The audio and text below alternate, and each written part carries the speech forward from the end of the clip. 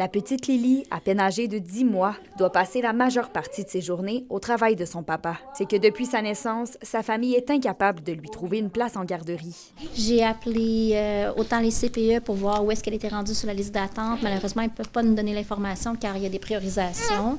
Puis j'ai appelé dans les milieux familiales aussi. Puis ça, ils me disent oui, on aurait de la place, mais pas avant septembre 2026.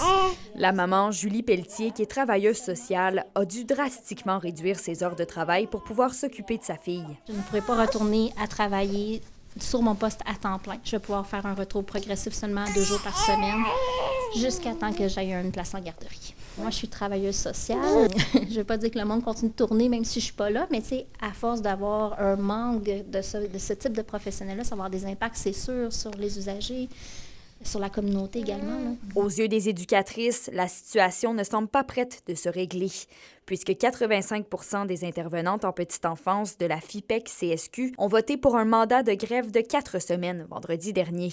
Une mesure qui touche les CPE La Ribambelle et la Node Magique à Rouyn-Noranda, ainsi que Calimero à Ville-Marie. Ça fait 8 mois qu'on a déposé, nos demandes syndicales. Fait que ça fait 2 années que nos membres n'ont pas d'augmentation salariale. On a besoin de pouvoir être aidés, d'avoir du soutien, puis de se sentir aussi valorisés dans notre travail. En Abitibi-Témiscamingue, 865 enfants sont en attente d'une place dans un service de garde éducatif à l'enfance, d'après les dernières données du gouvernement. Et le manque d'éducatrices se fait toujours autant ressentir. On vit des bris de service en ce moment. On le voit qu'on n'a pas d'éducatrices sur le terrain. On a des développements de places qui s'en viennent. On sait qu'il y a plusieurs CPE qui vont ouvrir ou agrandir dans la prochaine ou 2 prochaines années. Mais il n'y a pas plus de monde inscrit en technique, puis on n'a pas plus de disponibilité avec ceux déjà en place dans nos CPE. Le mandat de grève progressif pourrait potentiellement affecter les heures d'ouverture des CPE concernés. Kémilia La Liberté, RNC Nouvelles, Rouyn-Noranda.